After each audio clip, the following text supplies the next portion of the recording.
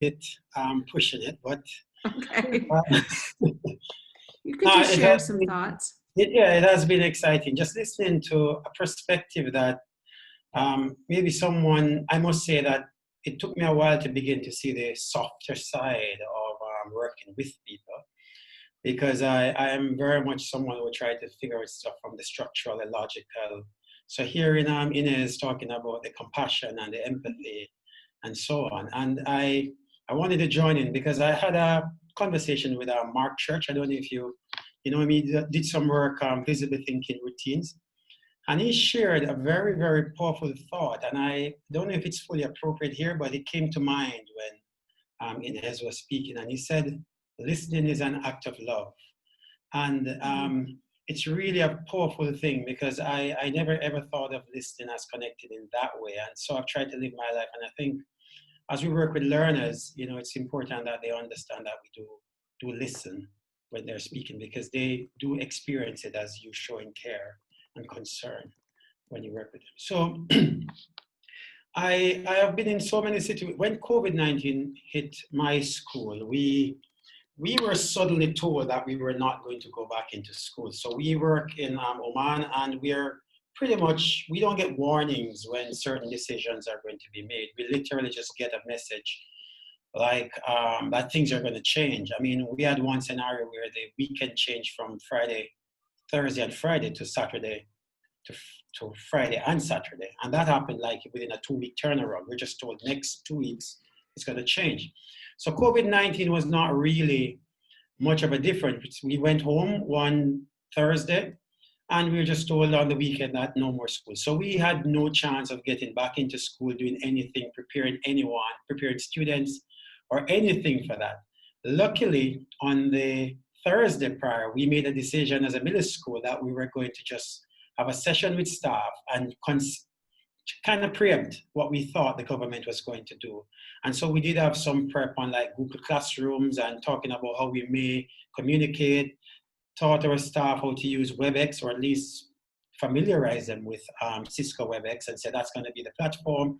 Nothing was done with students because we literally did not have the time to set students up.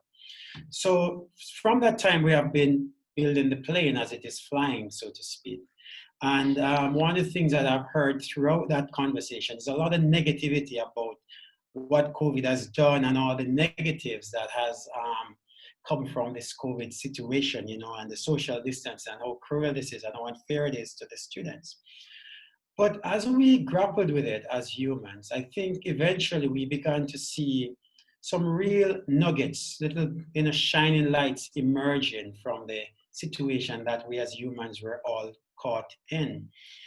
Initially, we worried a lot about young people because one of the biggest concerns prior to COVID about young people were them spending too much time by themselves on devices and not engaging and socializing with anyone, and why school provided that avenue, and why we banned mobile phones in school so that they could talk with each other and all of that kind of stuff. And then COVID came in and went, well, this is going to be the normal now. In one sense, our students were preparing for COVID. In that sense, it was normal for them to get back to a space where they got on their phone and chatted and felt like they were engaging personally with people. So we face a number of situations. But why I ended up having this is the moment to share with you is because when I started to look at it, I saw so many positives that were coming out of COVID. And so I'm kind of like going against the grain here. And I'm going to share a few of the things that I see emerging from COVID, which as we talk about the new normal, you'll see how these positives coming out will actually be shaping the new normal. In many ways, it presents some opportunities. So I'm going to share about 3 slides that I've kind of put together. It's not going to be a lot of stuff. It's just a quick slide, and I wanted to maintain a positive mindset on this. So I went, what might be some of the benefits of COVID-19 through an educational lens? Can we see any positives? And I really wanted to go against the grain of what was really somewhat a negative thing for students and teachers and schools to experience, and countries. I mean, I know so many places that will find it very difficult to recover from this. if we fail to grasp the lessons that come from this. But I just wanted to say, can we look at some of the positives? So this is me kind of spoofing. So it was maybe quite easy for us to look at what COVID was going to cost us. You know, a lot of this stuff were the social interactions. I spoke to a friend of mine who works with elementary students, and he said the one thing, I said, what is going to be the biggest loss from COVID? And he said, the social interactions. The kids are going to miss out a lot on that. And, you know, it's easy to miss that. And then the day-to-day buzz of school, you know, just that kind of routine that hard for many, many kids. And we in international schools can speak about, you know, fitting into a structure of, you know, well, maybe structured families, you know, things are happening. But there are many, many students, maybe more in the world, that their life is really the only routine is school. The only routine they have in their life is school. And then suddenly they were now asked to make a routine out of a non-routine scenario. So that's one thing.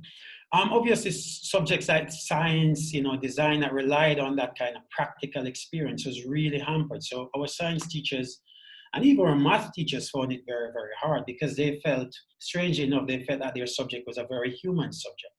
And this is something that maybe I would never get them to admit in other scenarios. But here they were like, we want to engage and talk with our students. The face-to-face interactions, assessment is direct and current. So these were, you could talk with students one-to-one and say, how is it going? You could see students struggling. You could see the emotions. I mean, I signed into, I took over a class just one of the days, and most of our kids sign in and they close the camera off.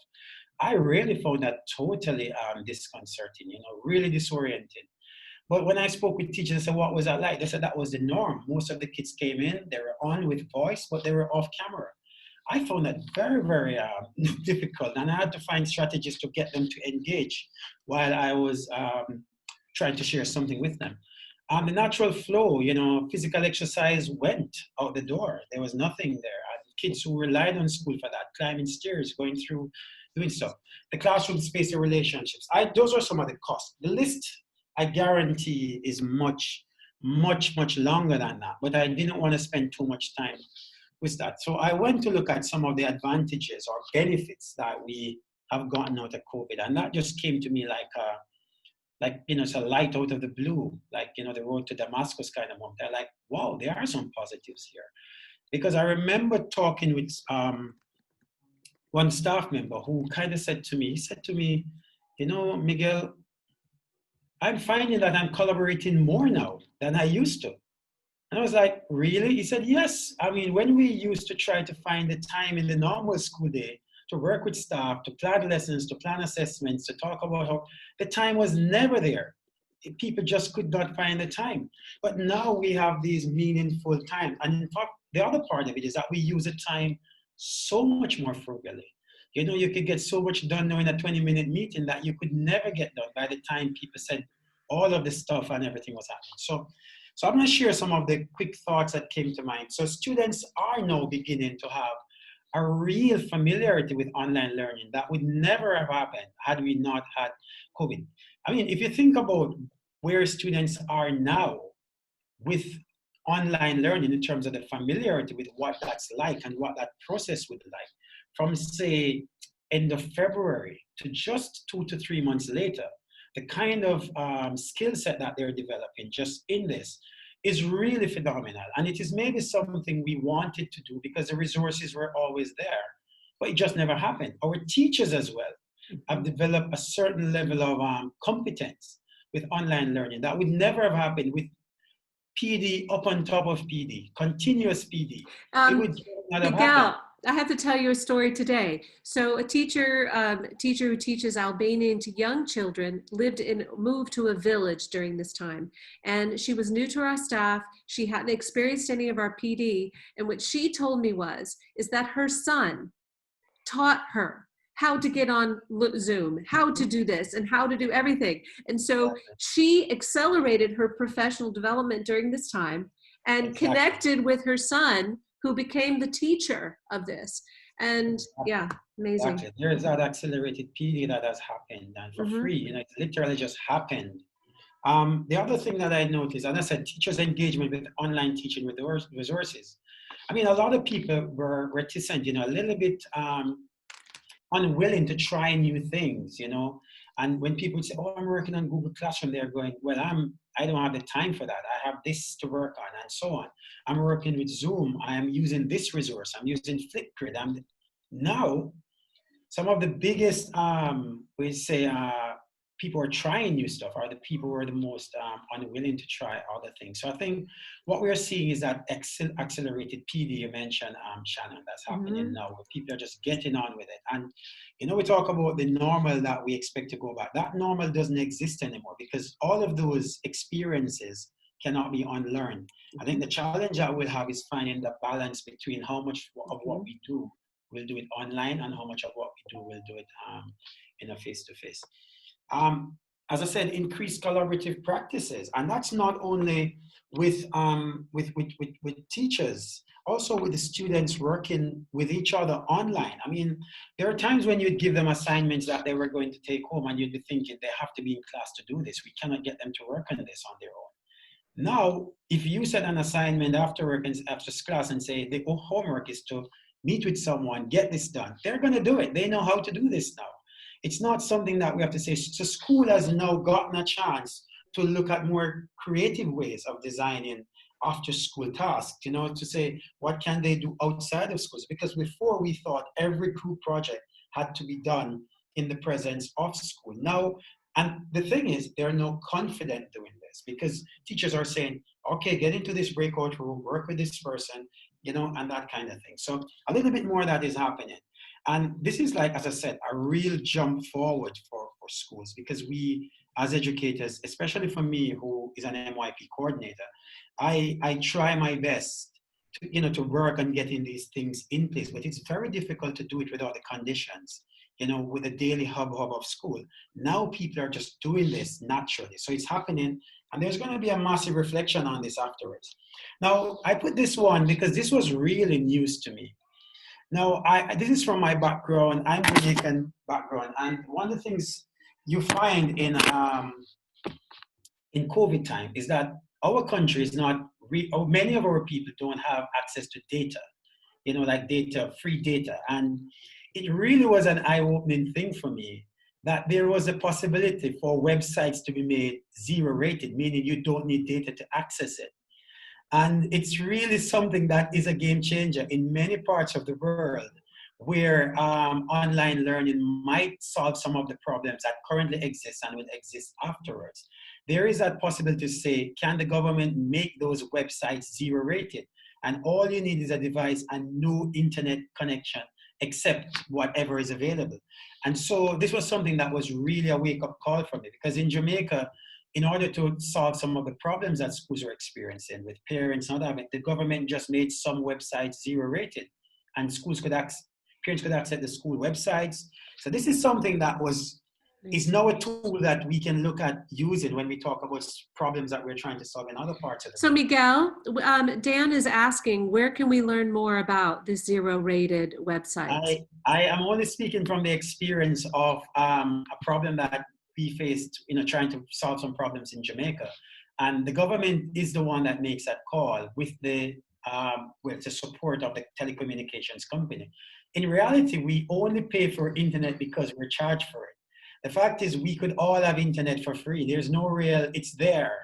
And that's why they can give big packages and small packages. It's pretty much a business of supply and demand.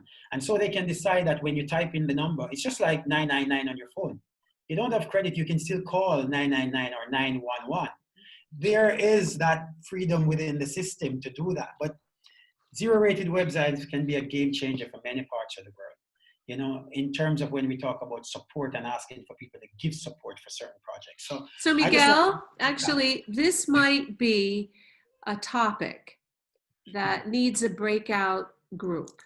Yeah, like say, for instance, that some of us decide to do a little bit of research. Ukane said she was interested in this. I know the government here in Kosovo might be looking at something, but maybe this is a topic that would be a great research breakout group and would definitely meet this piece of the disadvantaged and create more equity. Exactly. You know? Exactly. And I think I'm always mindful of that. And this, I think, could be a game changer in certain projects that we're working on, especially like those social justice kind of stuff. All right, so what we have found as well is a multiplicity of platforms to deliver learning. That has just come out. There's so many. And the other part of it, everybody is getting into the game. So we're paying for stuff that might be available free afterwards, which before we maybe were paying for stuff that we didn't know were actually. So Zoom is there, but not only that, you know, the teachers, anyone who's involved will tell you a million different things that's out there now that people are trying, using, and that's outside of the Google Suite. For many schools, it was a Google Suite and that was it. And any app that they heard of. Now, there's so many different things that are happening. So what we get is that free trial for teachers who maybe would not have gone into those things as well. One thing that has come out a lot is a deeper consideration of engagement in the learning process. You know, really, a lot of the times teachers focus on their methodology and they say, I use this method to teach this. And when you ask the deeper question, why did you choose this method? What learning is happening? That conversation sometimes does not happen when teachers are planning lessons. Very much, I am planning to use this method. Now with online learning, because a teacher can't just stand in front of the class or just say, get into groups and do this. They now need to think deeply about why are they working in groups? And they really have to plan every single second of what that learning process is going to be like. So what you find now is that the conversation is, if we're going to put them in this, why are we putting them in groups? What is the benefit of this? And so that conversation that, for example, I've been trying to have with staff for a number of times can now be had, but now it's happening without anyone saying you must do this. Because you're now thinking of the lesson as small episodes in a bigger picture. And they're really thinking deeply about everything is intentional. Everything is intentional. If I'm asking to do a flip grid, there's a reason why I'm asking to do this. This is the benefit of it. If I'm asking you to write something or read it, there's a real intentional purpose to it now. So that's the idea. There's a more, I think teachers are beginning to do that a little bit more than they used to. Professional development resources like this, workshops like these, people are now engaging more with these and saying, there's a cafe going on, there is this webinar going on. In the past, when I send webinars, no one was looking at it. They go, great, Miguel, it's on a Thursday, I'm finished for the week. Now people are like, hey, tell me about this webinar. Not only that, people are considering themselves as content creators as well, and creating content and sharing that content. Not only outside of the school community, but within that community amongst, you know, you talk about your teacher leaders, Shannon. A lot of that is emerging now within the school community, where people are saying, I understand this aspect. I'll do a screen recording and share it so people can see how this can be done. And people are like, hey, this person is an expert on this, check them. The difference now is that when you say, could you check Ukane because she's good at this? It doesn't fit, it doesn't have to fit with Ukane's teaching schedule anymore. It could be a quick 15 minutes Zoom and it's sorted and no one has to move from room to room. And a lot of that's happening a lot faster now than before. Efficient use of time and resources, I mentioned that. And that's really something that's happening. Meetings aren't gonna take 2 hours anymore. It's like 20 minutes for the meeting and things get done. People, you know, engage, people get on and they move to something else. You know, we are even looking at making lessons a lot shorter because of that, you know, because it's an opportunity to not just have people getting kids to work outside of that time. Blended learning is experienced more because in the, you know, we said, one of the things we said to our community was we are a brick and mortar school that has been forced to go online. You know, we weren't prepared for it. It's not something that we are good at. But as we have gone through this for a number of, weeks, I'm going to say a number of weeks, we have developed a clearer practice on how blended learning can really work. And I think there's no going back. There's really no going back. I think the conventional way in which teachers engage with classes and setting tasks and sitting there and watching and will change. Teachers have now found that they can still get learning done with more efficient use of their time and using the resources that are available. Personalized learning, much more prevalent now. People can set specific work for specific students and see that work and don't, it's even much more easy to do this now because you don't have that pressure of trying to explain that to the group, why this person is working on this and why that person is working on that. So that's even more prevalent.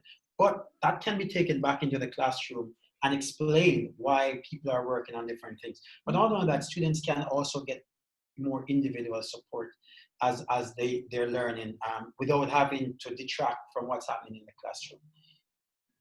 As I said, differentiation can be optimized with specific resources.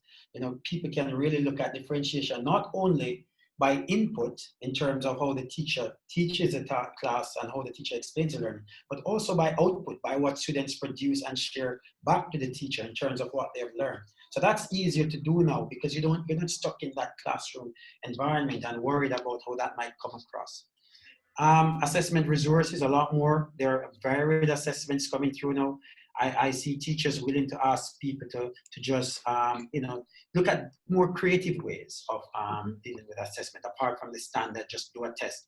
In fact, one of the biggest conversations we had when COVID started was first from our math and then our science teachers, and it trickled down, was how can you do an assessment? How can we do an assessment when students are sitting at their homes with their parents telling them what the answers will be? And I kind of switched that question back and said, how might we have assessments that would be genuine assessments, authentic assessments with all of the resources that students can use? And that really shifted the conversation a lot about when we're assessing, what are we assessing? And why should we be writing assessments that limit the resources that students use? Shouldn't we really be thinking about authentic tasks? Now, this is part of the MYP, but it really needs situations to force people to think broader. And so what we have now is what used to be called the open book test. You know, people write assessments and think deeply and say, it's not going to be so easy for you to just ask your parents. You're going to have to think deeply. You're going to have to create, in some ways, new learning from these and share your thoughts back. So what we're seeing is more a variety of assessment resources. People are really thinking deeply about how to, you know, and that includes parents. When I say resources, I'm thinking about parents and you know, calling a family member who is an architect and talking with them and finding out, you know, what's that like, and then writing something about that. Parental involvement is really enabled, you know. You know, it is a pain, but the fact is it really has come full circle where parents are first too much involved, and then they realize how difficult it is for them to be involved so much. And so now they pull back totally, and then now they're finding the right way to come in and out. So they are more, in the beginning, they used to be like, you know, just constantly trying to help their kids to do everything, get the greatest, the highest marks. But as we change our assessments, and as we began to communicate through our newsletter what that engagement is like, should be like, and what it, you know, and ask them what it is like as well, they're beginning to understand the learning process and becoming more involved in it, but not in a way that affects your child. So what we're seeing though, and again, this kind of involvement is very hard to take away when we go back to school, because now they have they're able to sit and listen to the teacher deliver the learning, you see. In the past, they had no idea what happened in the classroom. Now they can hear that, and they can see the challenges, and they see and hear how the teacher responds when their child asks a question, and they see what the nature of the task is on a daily basis. So, hello. If you're just joining us now, would you mute your mic, please? We're just finishing with a great presentation. Thank you. Yeah, and so parental involvement is now really enabled. And I think, so I think that's one of the things that we need to catch. And then the whole idea of video conferences and screen recording. But the thing is, for example, I used to do this workshop for, we do e-assessments here. And so I bring the parents in. Sorry, I'm going to talk about another situation. So course selection for e-assessment, sorry. So what I do is I have these big workshops to bring the parents and the kids in, and we do a big thing in the hall, and I talk to them about this. So this happened just at course selection time. COVID came in. And we were like, how are we going to do this? And I said, you know what? I'll do a screen recording, and I'll just record the entire presentation and send it to the parents. That had so much engagement. So much engagement. When the parents got it, they could go back through it, you know, and they could go forward. They could, you know, they could ask me about this specific part on it. In fact, we had, I think no one the kind of questions I'd get after a live presentation, I had none when that presentation was sent out. It was like problem solved. And so this is there for even future use if we want it, for parents to say, I want to go back and check, or even if we said, let's go back and see what that presentation was like. And that's different from a PowerPoint sent to parents. And so we will develop this practice to say, for every PowerPoint that we send out to parents, we will do a screen recording along with it and send it, and not just the PowerPoint. Because for parents, that PowerPoint doesn't have, some of the things. And so we're learning, but this would not have happened had we not, experienced this scenario. So I think for me, this is coming from, the what happened. And then I looked at so what? And this is the so what aspect of it, since that has happened, so what?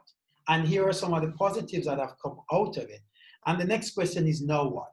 Yeah, what do we do from this? And I think the biggest question has always been around the idea of the new normal, so to speak. And so some of the questions are the now what question. Will schools reopen and return to normalcy after this?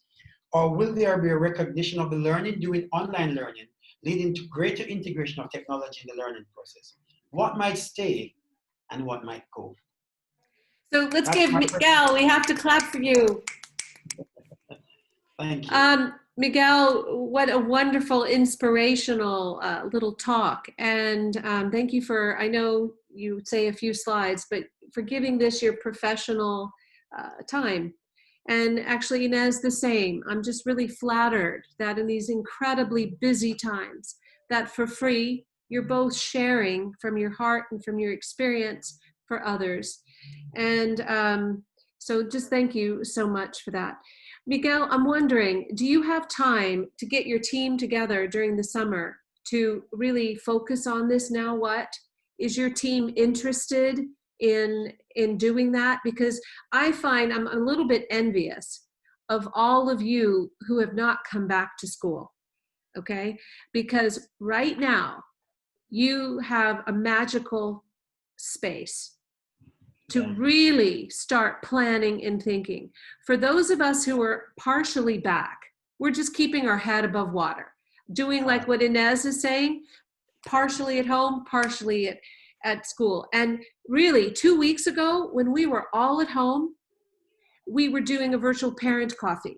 We were doing the slideshow as you're talking. We're doing interesting assessments. We're doing all this powerful learning. And as soon as we had to do both at the same time, it's really painful. And so I would just say, can you seize this time to kind of push people to start thinking about the now what? Yes. I think that's a powerful thing. I think for us, I think people are still just looking at the next corner that they have to go around, because of it's so difficult to have that conversation with anyone when they're thinking, what are we going to do the last day of school? And how can we make that experience? And then what are we going to do with our new teachers? Here's a conversation we're currently having because we don't know when school will reopen back in Oman. We have no idea. And so one of the conversations we're having is having orientation online for new staff. Oh, what a good idea. And so we could alleviate, because for example, we know, that we won't be able to leave Muscat before July 1. Flights aren't leaving. Literally, the airport is closed. And so we may have to look at extending the summer holidays for teachers and say, we, come back a little bit later than you were planning to do, but we can conduct all of that orientation through online professional development, because people can still collaborate online and plan units. I can still deliver whatever I need to deliver online. People can still engage with each other and, so in one sense, we'll miss out on that social piece of people getting back in, but we can certainly get the planning for learning going and not wait on the government to say, go back into school. So this is a conversation we're currently having, which is a forward-thinking plan, and may also be a solution for the future as well. Flying people in for 2 weeks before and just trying to get stuff done when we maybe could have just said, let's have some webinars and get school going. It might be a solution as well. But so that's just my thought on this. So, I don't have the answers for the now what. I'm just asking because our school might slip right back into what we were comfortable doing, or we may certainly consider to break the mold. I don't know, but thanks for listening. Thanks so much, Miguel. What other connections are people making? Do you feel inspired by this energy and this thinking, or does it feel overwhelming?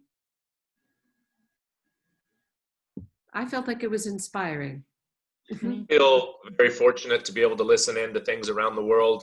I'm lucky enough to be in that pause moment where it has been said we will have students on August 20th. So we know that, but that's a long time from now. And to be able to work in collaboration with my district, something Miguel brought up, where we now have time, and we have 3 different buildings, but now the ability to spend these 2 months with people like me coming to places like this and then coming back together.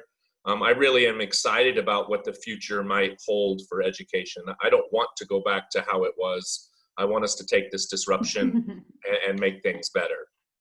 Yeah. So I would like to thank you all for letting me join in. It's been inspirational for me to answer your question, Shannon.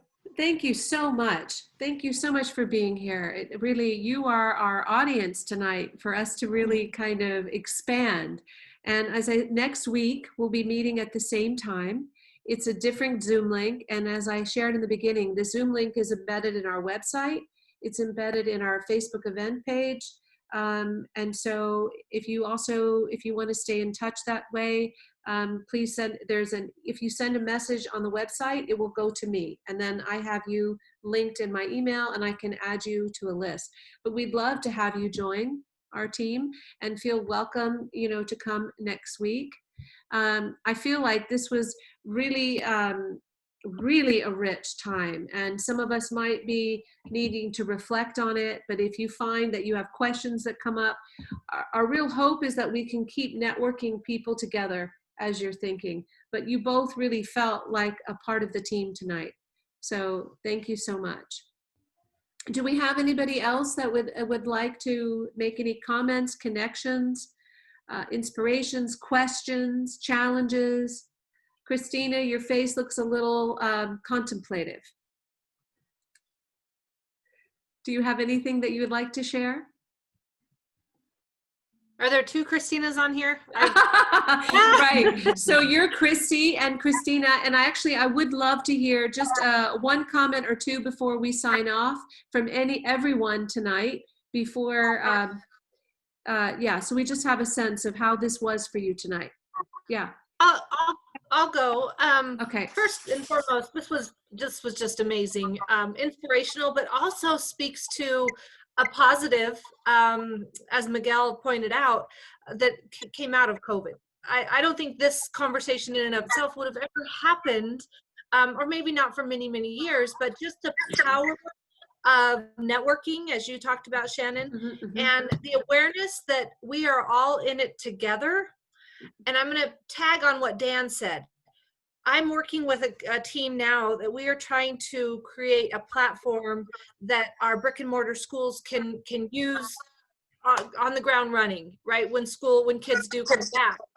And the conversations I have had is we have to change the way we do school for them. This is an opportunity to personalize learning, to curate courses that are focused and targeted to meet every student exactly where they're at, instead of you're 8 and so you're going to sit in the 2nd grade classroom and you're going to get this content.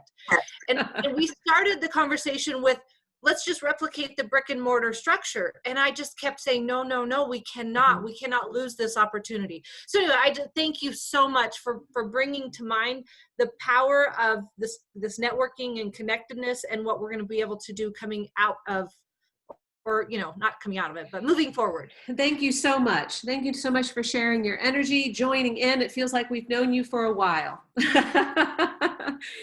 I don't know if that's a good thing or a bad thing. It's a great thing. It's a great thing. And I have to say, I think this is what this organization, VisionaryEd, I think this is who we're going to be attracting. And it's a great sign. So Arlene, Arlene, do you have any comments about this evening? Oh, I think it's impressive, of course, but I might be muted. No, we hear you. We hear you. I would like a copy of Megel's slides. Miguel's slides, yes. And actually, I can tell you, and anyone can tell me, tonight I recorded this to my desktop. And so that means in the recording, there are some slides. So let's, as the team, let's talk about how we can share this. It might be that we create a blog on our website. And in that blog, either we share written things that we would like to publish. I'm working on an article that is similar, calling like the gift of COVID, if I could be so direct, okay? And so I'm encouraging teachers in our school to share the things that they've been doing, and we're gonna create a digital magazine. But I started thinking that maybe we should be publishing some things on our website. We can do that. If you want to, I don't know how we want to share this, but at least with our team, can we say, is it okay to share this recording with our team? Is that okay? Yes. Okay. Okay. So really beautiful way to spend a Thursday after the end of a long week. When we started this conversation, I was exhausted. We're going to do this in the car. And so this, to be honest, this was the intention, my highest intention, is that we would be stimulated by the connection, the conversation, and we would keep pushing, keep working in these creative ways, in these innovative ways, and not feel like you're the only geese out in front, right? So Christina or Rebecca, we'd love to hear from you before we depart. Can I, Shannon? Yes, please, Christina. Mm-hmm. I just want to say thank you to Inez and Miguel, also to the other ones that joined us. I found the two topics very inspiring, especially focusing in empathy and the positive aspects of all this situation.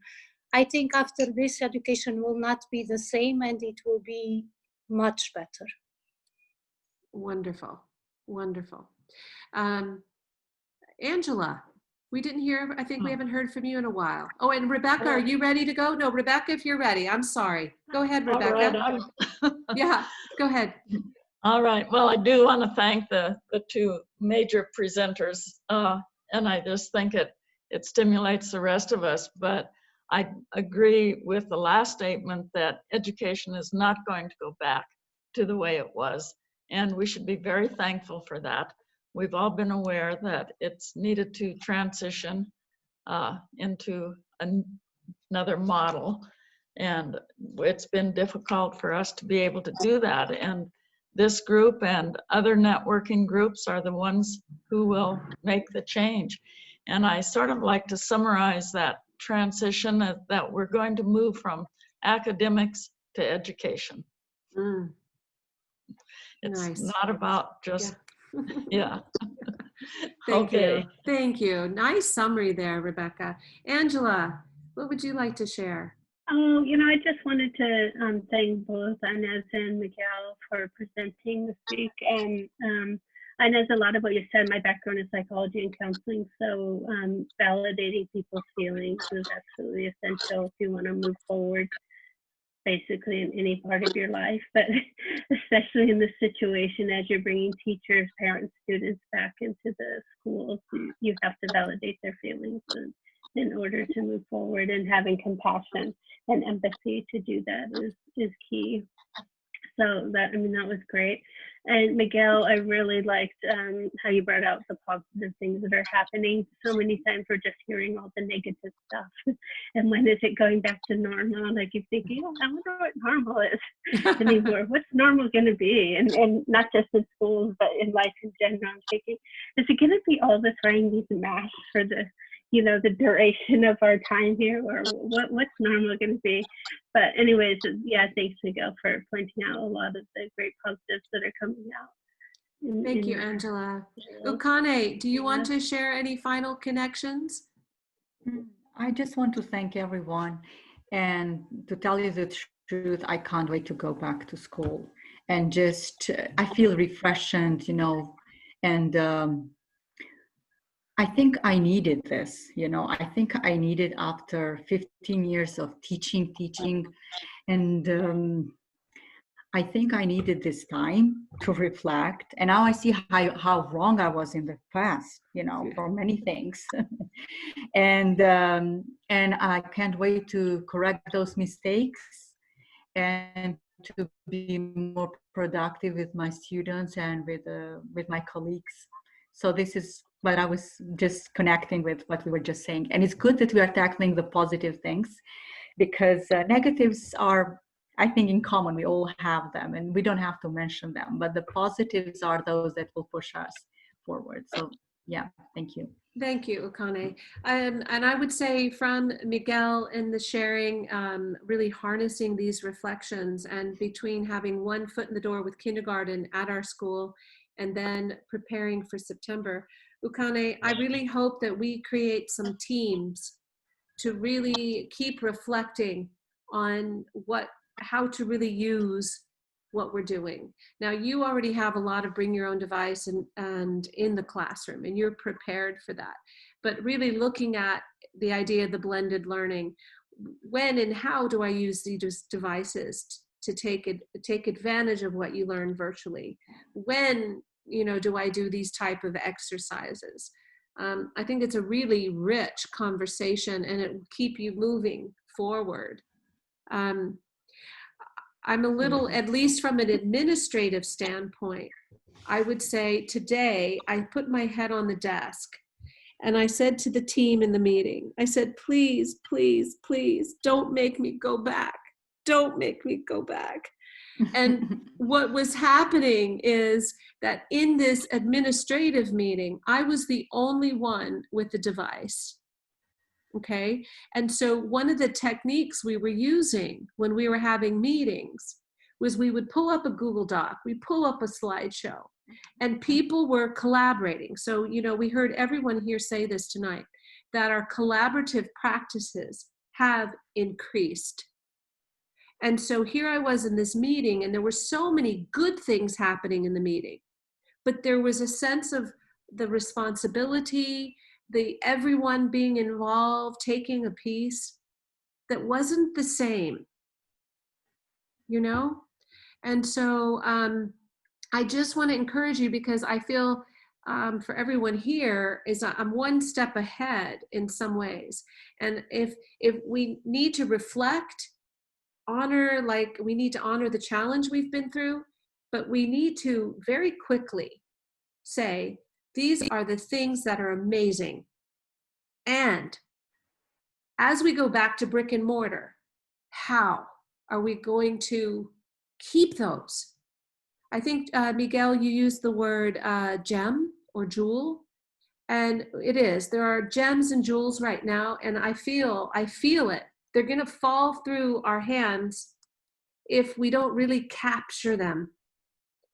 So I would just encourage us to really think of very practical things we can do. Teachers are going to go away to summer in some parts of the world. They're going to need renewing time. People are going to scatter. We're going to come back, right? And it's going to be, again, another time of change, another time of unknown. And so whatever we can actually actualize, put into something. For instance, one of the things Christine and I were talking about was journaling. And she was doing some work on the power in neuroscience of journaling. We know about people who've gone through trauma, the importance of journaling, right? So if you believe that having a journaling as you're writing and you're keeping your notes, and this is something you're doing, right? Then recognize this as a practice that you're going to do in the classroom. For what reason, right? And then also, so I just hope we take this time to seize these things. Maybe we need to start a long Google document of all the things that we see, and maybe we can branch that out. I don't know, but time is going to fly. Time is going to fly. Yeah. Yeah, when you just said, let's put the things in written, because we will forget. We will forget probably after summer. But what I'm seeing that it's going to happen, let's say in my class, it's absolutely the time will be used differently. Now, if I see that for 2 hours virtual classes that we're having, I'm using 20 minutes in the beginning of the class, 20 minutes to give instructions, like you're going to do this, and in a very limited, how to say, language, just not limited, but only what they need. Directed, okay? clear. Only directed, yes. And then very clear in instructions, very clear in what they need to do, giving them models, giving them how they're going to be assessed. Maybe that in school would take me 45 minutes, maybe, okay? But now I'm managing to do that very quickly. So I am sure that this is going to continue when I go back in the school again. Morning meeting, I'm going to give you maybe, to give them not maybe 20 minutes, but let's say 30 minutes instruction for everything. And then I'm going to give them time to work, either in groups, either using bring their own device, either doing presentation or doing research outside. So they are going to be free, and then we will have meeting moment, reflect, grade, blah, Okay, blah, blah, so whatever. Ukane, But not as I used to be before, yeah. I love Not this. math, 45 minutes, then language art, 45 minutes, and then, no, that's not going to be. Yes. And it's So, what I'm but- going to use more is integration. I'm sorry, integration of subjects which are focused in one goal, let's say, and they so Exactly. basically more based on skills, and then using different subject areas to So Ukane, this is yeah. a perfect reflection, and I don't perfect in that there's so much here. And so this is what I'm saying, take the time to sketch it out, all the things that you've just said. But as a leader in our school, and you're a teacher leader, I want to spread everything you've just said everywhere. And so what I would like to do, our last day of school is the 23rd. We have teachers the 24th. And I would love to get us together in small groups and just answer this question. What do you see applying next year?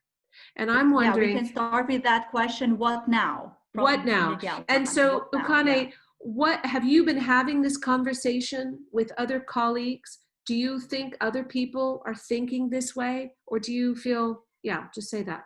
I didn't have this conversation with anyone, unfortunately, because, I'm very much involved in MAP, and then everything was around MAP. But again, even when I was planning all these events for MAP testing and after MAP testing events, this is another thing that came up to my mind.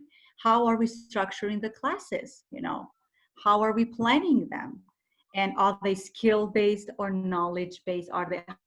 Because we see that a lot of skills are not being met, So yeah, so these are all the learnings that I've got from the experience of being a MAP coordinator during this year, but also reflecting on that we had time actually to reflect on many things during this COVID. So Ukane, maybe what we need to do is, we're doing these end of year reflections, but I'm thinking if we could get 3 or 4 teachers together in a virtual group, okay, and have this kind of conversation, and see if other people are having these kind of thoughts. I bet they are. They are. And we just need to just encourage it. So that then when you go away on the summer and the summer, you can just lay on the beach and think about how things might be different, Miguel, you were wanting to jump in and say something? Yeah, I didn't want to jump in, but yeah, I wanted to join with Ukane. Just when you were speaking about that, Ukane, it reminded me of a quote that someone shared, and I wish I could remember who to attribute it to, but it certainly is not my original thinking. And it comes back where you're talking about how you're now looking at designing your learning so that you don't spend so much time providing that instruction and how learning is shifting.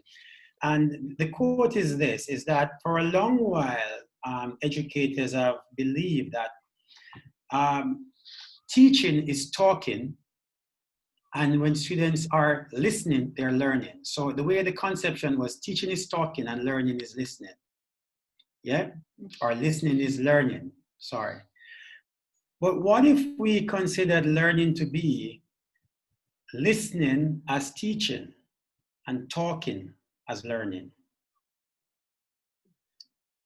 And I think COVID has forced us to begin to rethink the role of the teacher as not someone who talks and say, I am teaching and when I'm talking, but someone who now realizes that they need to shift that and get the kids to do more of that talking and that skills development. And so we need to now think deeply about our educational, our practices and say, can we shift the focus to make teaching a listening vocation? We will listen to what students are saying, and when the students are talking, that's when we know that they're learning. So the biggest question that we should be asking our educators is, how are they planning when to listen? In their planning, are they planning the points when they're going to listen? I'll leave it there. Wonderful. That's beautiful. And Absolutely. wonderful, wonderful. So listening leaders, we're all going to challenge us to be listening leaders. Now, Rebecca went away with her phone. I know she wanted to say something. I know we've gone really late tonight, but it's really been a blessing to be with all of you. I hope you have a great week until we talk again. On the 18th, we will have Robin with us. I hope. She wasn't able to join us tonight. There was a problem with connectivity. Rebecca, as you've joined us again, did you want to say something really quickly? We're about ready to go. I'll go ahead and add next time. Okay. I think we're all ready to go. Great. So listening is showing we care. Listening helps us understand others. It helps us build empathy. Deep listening, using mature empathy. It's wonderful to be with all of you, and we will see you next week. Bye, everybody. Bye. Bye-bye.